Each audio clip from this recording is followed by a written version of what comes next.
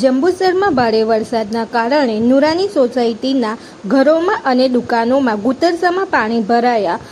મકાનમાં તેમજ દુકાનોમાં પાણી જ પાણી. લોકોને હાલાકી વેઠવાનો વારો આવ્યો.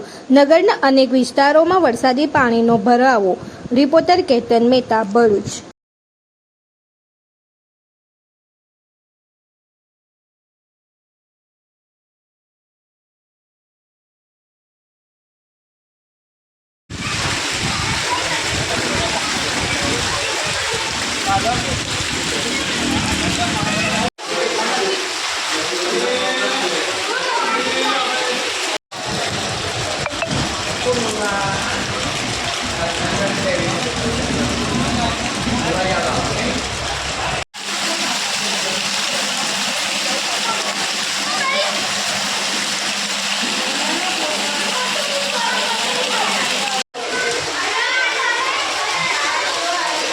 अब वो पानी છે અંદર.